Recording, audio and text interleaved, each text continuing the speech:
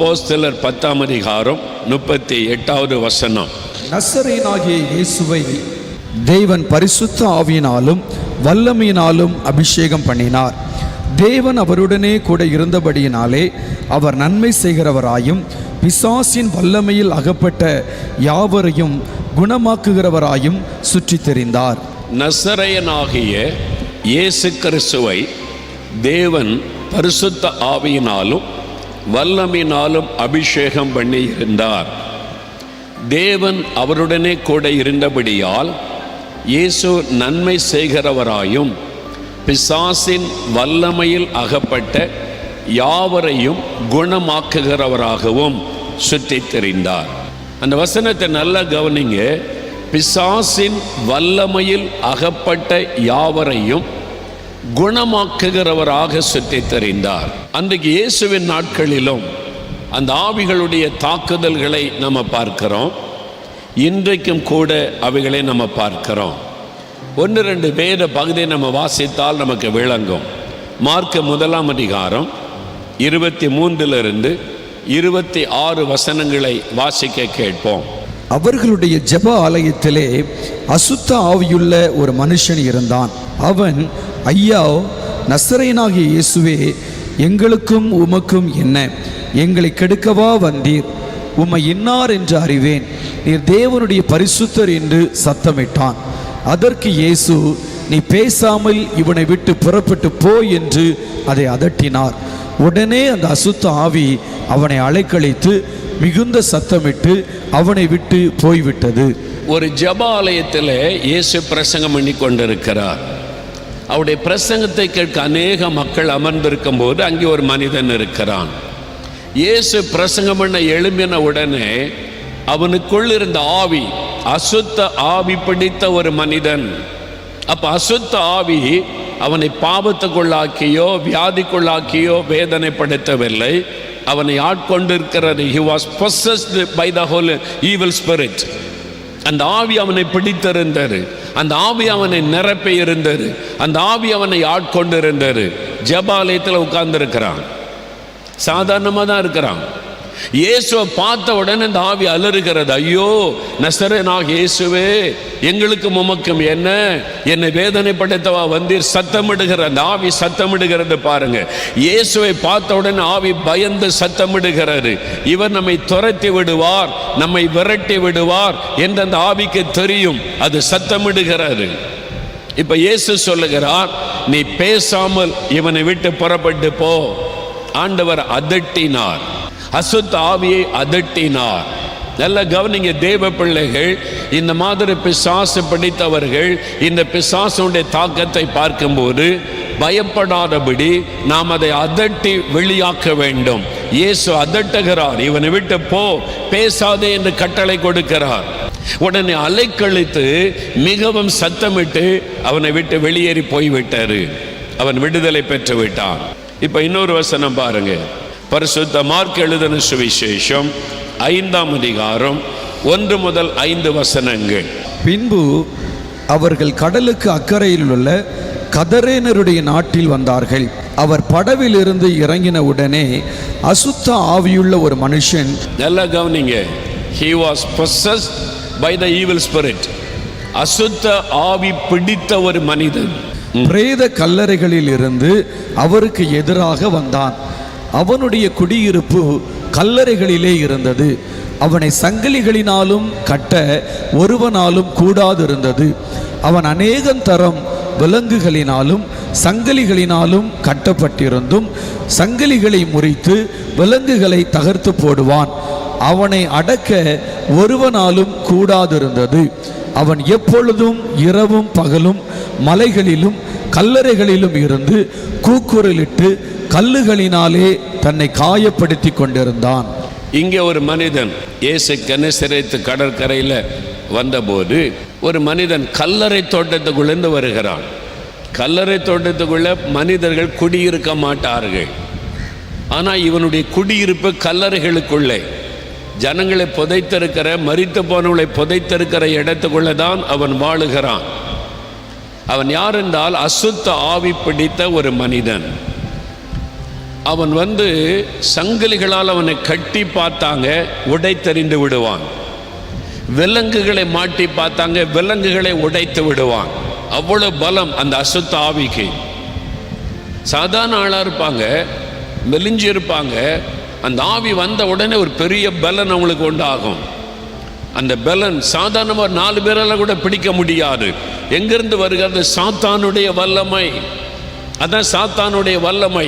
ஒரு மனிதனை ஆட்கொண்டு அலைக்கழித்து வேதனைப்படுத்துகிற வல்லமை. அவன் வஸ்திரம் தெரியாதவனாயிருந்தான், வஸ்திரத்தெல்லாம் கிழிச்சு எறிந்துட்டு வஸ்திரம் இல்லாதவனாய் நடக்கிறான். நல்லா அறிந்து கொள்ளுங்க, அவன் சுகமாக்கப்பட்ட பிறகு ஆண்டவர் அவனுக்கு வஸ்திரம் கொடுத்து உடுத்து வித்திருந்தார் என்று பைபிளில் சொல்லப்பட்டிருக்கிறது. இந்த வஸ்திரம் இல்லாமல் அலையிறான் பாருங்க, அவன் பிசாசு பிடித்தவன். ஆண்டவர் நம்மை பிள்ளைகளாய் நேசிக்கிறார். அதனால நீ நல்லா உடுத்தணும், நல்லா இருக்கணும் என்று சொல்லி நமக்கு உடுத்து வைக்கிற ஒரு தேவன். 2 வித்தியாசத்தை விளங்கி கொள்ளுங்கள். இந்த வசனத்தில் அழகாய் சொல்லப்படுகிறது, ஆண்டவர் அவனை உடுத்து வைக்கிறார். அவன் பக்கத்தில் யாரும் போக முடியாது. தன் சரீரத்தை தானே கீறி கொள்ளுவான், தன்னை தானே காயப்படுத்தி கொள்ளுவான், தனக்கு தானே ரத்தத்தை சிந்தி கொள்ளுவான், தனக்கு தானே காயப்படுத்தி கொள்ளுகிறவன் பிசாசு. அறிந்து கொள்ளுங்க, மனிதர்களை காயப்படுத்தி வேதனைப்படுத்தி அதை பார்த்து மகிழ்கிறவன் பிசாசு. ஆண்டவர்கிட்ட போய் சொல்லுவான், நீங்க உண்டாக்கின மனிதனை பாருங்க, நான் நிறுவனமா நடக்க வச்சிருக்கிறேன். நீர் உண்டாக்கின மனிதனை காயப்படுத்தி அவனை வேதனைப்படுத்துகிறேன். தேவன் அதை பார்த்து துக்கப்படுகிறார். அதான் பிசாசனுடைய வஞ்சகம். அவன் பொய்யன், பொய்யை நம்ப வைத்து ஏமாற்றுகிறவன். கல்லறை தோட்டத்து விளைந்த மனிதன் இருக்கிறான், வஸ்திரம் தெரியாதவனாய் இருக்கிறான், தன்னையே காயப்படுத்தி கொள்ளுகிறான், கூக்கரலிட்டு கொண்டிருக்கிறான். யாராலையும் அடக்க முடியவில்லை. காரணம் என்ன தெரியுமா? அவனுக்குள்ள இருந்த பிசாசுக்கு ஆண்டவரோட பேரை கேட்கிறவன் பேர் என்ன? லேகியோன். லேகியோன் என்றால் 6000 என்று அர்த்தமா, 6000.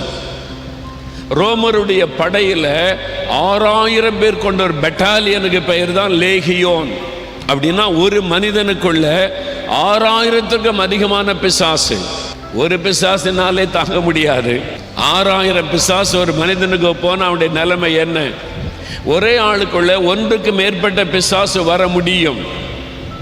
மகதலேனா மரியாளை ஆண்டவர் குணமாக்கின போது அவளுக்குள்ள 7 அசுத்தாவி இருந்தது. வசனம் சொல்லுகிறாரு, 7 பிசாசுகள் பிடித்திருந்த மகதலேனா மரியாளுக்கு இயேசு விடுதலை கொடுத்தார்.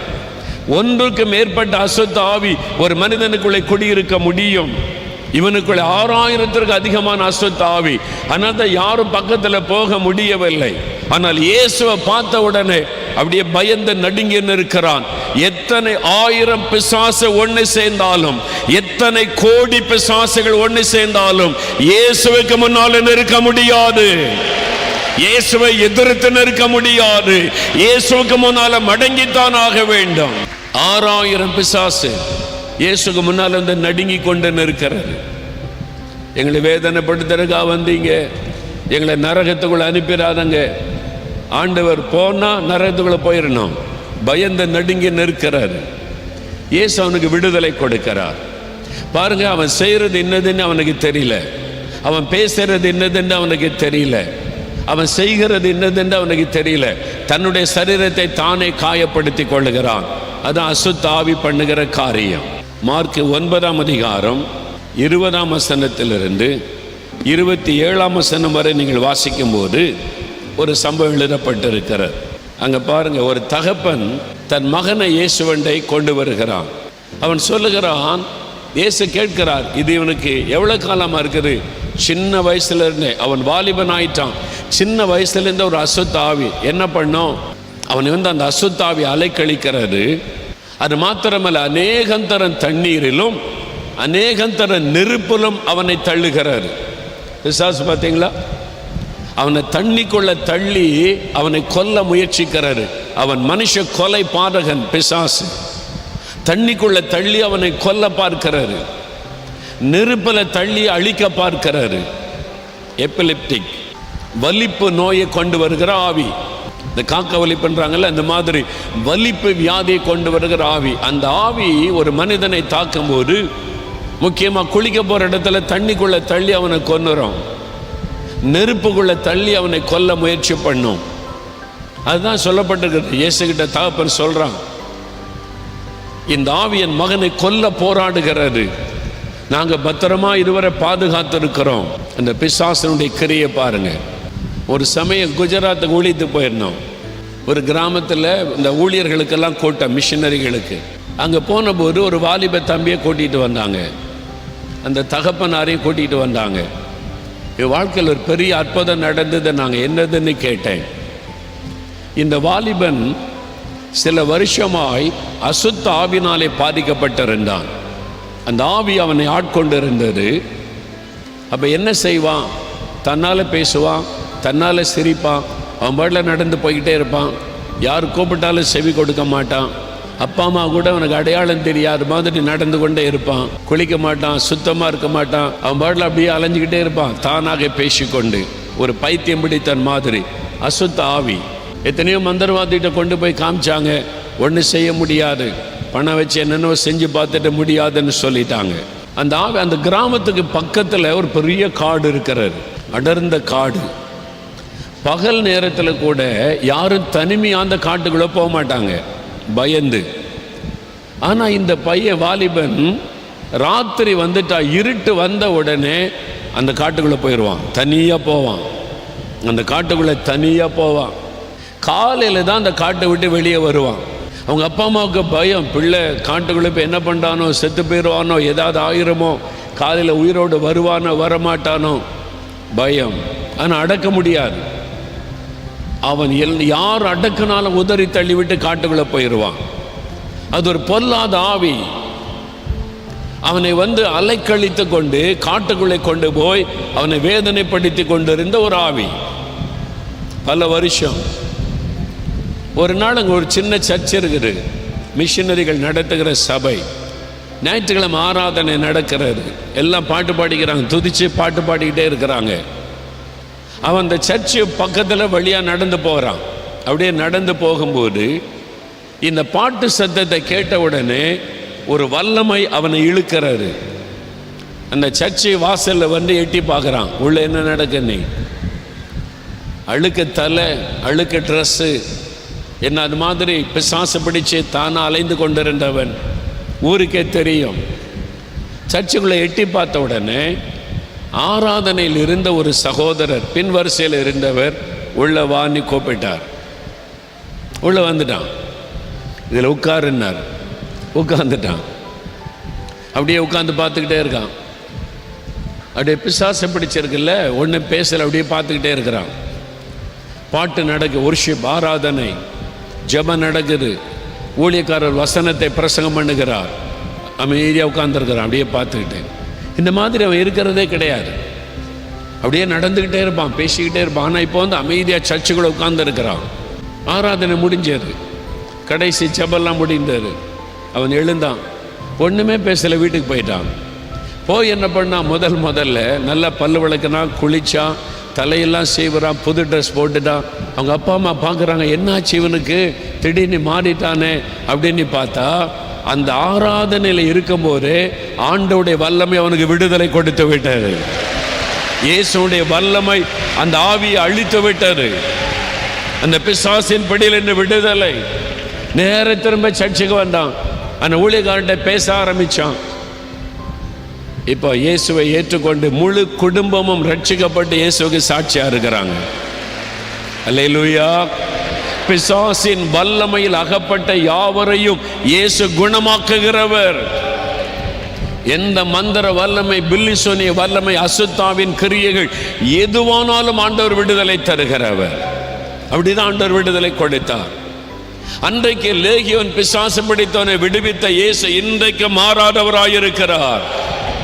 இன்னைக்கு உங்களுடைய குடும்பத்தில், உங்க வாழ்க்கையில், உங்க பிள்ளைகள் வாழ்க்கையில் உங்களை தாக்கி இருக்கிற சாத்தானுடைய வல்லமை எதுவானாலும் சரி, இன்றைக்கு ஆண்டவர் விடுதலை தர போகிறார். பிசாசின் வல்லமையிலிருந்து விடுதலை ஆண்டவர் கொடுத்தார்.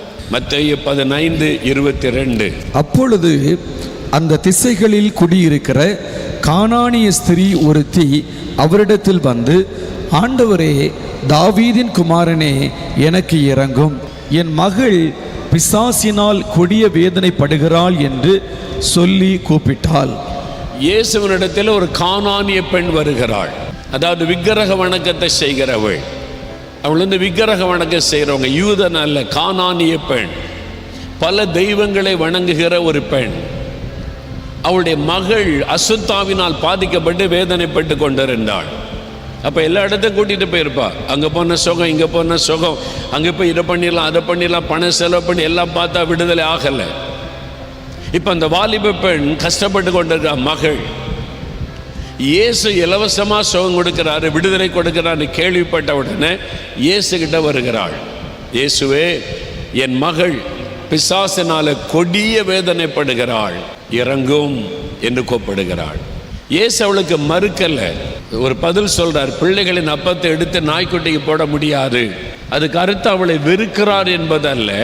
ஆண்டவர் சொல்றாரு, நீ பாவத்தில் இருக்கிற, உன் பாவத்தினால தான் உன் மகள் பாதிக்கப்பட்டு இருக்கிறாள். நீ என் பிள்ளையா மாறு, நீ மனம் திரும்பு, நீ என் மகளாய் மாறிவிட்டால் உனக்கு விடுதலை கிடைக்கும். அதைத்தான் ஆண்டவர் சொல்லுகிறார். அந்த தாய் மனம் திரும்புகிறாள். தன்னுடைய பாவத்தை ஒத்துக்கொண்டு தன்னை தாழ்த்தி அறிக்கையிட்டு ஆண்டவரிடத்தில் ஒப்பு கொடுத்த உடனே ஆண்டவர் சொல்லுகிறார், ஸ்திரியே, உன் விசுவாசம் பெரிது, நீ சமாதானத்தோட போ. அதே நேரத்தில் அவருடைய மகளுக்குள்ள இந்த ஆவி வெளியேறி போய்விட்டது. ஒரு தாய் தன் மகளுக்காக வந்து தன்னை ஒப்பு கொடுத்து ஜெபித்த போது அந்த பிசாசு போய்விட்டது.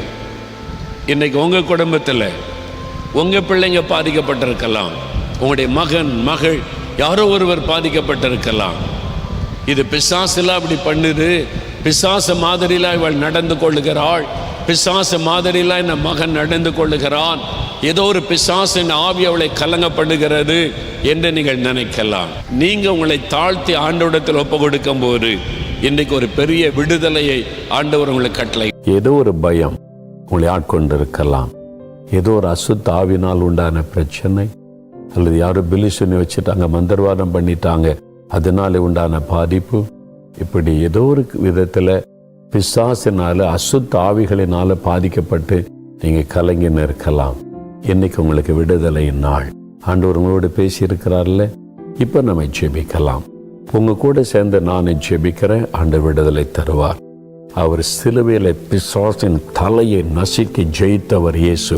இயேசு சிலுவையில் வெற்றி சிறந்தவர். எதுக்கு அவர் வெற்றி எடுக்கணும்? நமக்காகத்தான் சிலுவையில் வெற்றி சிறந்தார்.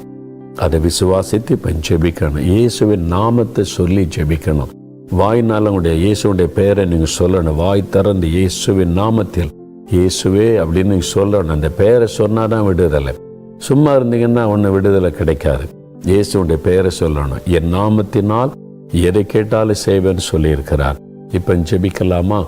பயம், மரண பயம், தற்கொலை எண்ணம், ஒரு மன அழுத்தம், டிப்ரெஷன், தூக்கம் இல்லை, இந்த மாதிரி கலக்கம், இருதயத்தில் கை வைங்க. இயேசுவே எனக்கு விடுதலை தாங்க. இயேசுவே, இயேசுண்ட நாமத்தை சொல்லுங்க. நாம் ஜெபிக்கலாம். தகப்பனே, நசரேயனாக இயேசுவின் நாமத்தில் உம்முடைய பிள்ளைகளுடைய விடுதலைக்காக ஜெபிக்கிறேன். இந்த பயத்தை கொண்டு வருகிற ஆவிகள், மன அழுத்தத்தை கொண்டு வருகிற ஆவிகள், தற்கொலை தூண்டுகிற ஆவிகள், இரவு தூங்க விடாதபடி தூக்கத்தை கெடுக்கிற ஆவிகள், இப்படி பொல்லாத ஆவிகள், மந்திர பில்லிசுனி கிரியைகள், இந்த பிள்ளைகளுக்கு விரோதமாய், குடும்பத்துக்கு விரோதமாய் எழும்புகிற அந்த பொல்லாத ஆவிகளை நான் இயேசுவின் நாமத்தில் கடிந்து கொள்ளுகிறேன். இந்த ஆவிகள் விலகட்டும் இயேசுவின் நாமத்தினால். இப்பொழுது அவர்களை விட்டு வெளியேறி போகட்டும் இயேசுவின் நாமத்தினால். பயத்தை கொண்டு வருகிற ஆவியை, தூக்கத்தை கெடுக்கிற ஆவியை இயேசுவின் நாமத்தில் உன்னை கடிந்து கொள்ளுகிறேன். வெளியேறி போய் இயேசுவின் நாமத்தில். யார் யார் இயேசுவே என்று இயேசுவின் நாமத்தை சொல்லி கோப்படுகிறார்களோ ஒவ்வொருவர் மீதும் இயேசுடைய ரத்தத்தை தெளித்து நான் ஜெபிக்கிறேன். இயேசு கிறிஸ்துவின் நாமத்தில் விடுதலை உண்டாகட்டும். அந்த டிப்ரெஷனை கொண்டு வருகிற பொருளாதார பிசாசை கடிந்து கொடுக்கிறேன். மரண வேதனை கொண்டு வருகிற ஆவியை, தற்கொலை தூண்டுகிற ஆவியை கடிந்து கொள்கிறேன் இயேசுவின் நாமத்தில். மந்திர பில்லிசுனி கிரியைகள் எரியட்டும் இயேசுவின் நாமத்தில். இந்த குடும்பத்துக்கு விரோதமாய் செய்யப்பட்டிருக்கிற மந்திரவாதங்கள், அந்த தகடுகள் எரிந்து போகட்டும் இயேசுவின் நாமத்தில். தாயத்துகள் எரிந்து போகட்டும் இயேசுவின் நாமத்தில். அந்த கிரியைகள் அழியட்டும். இனி அந்த வீட்டுக்குள் சத்துருடைய தொந்தரவு இருக்கவே கூடாது.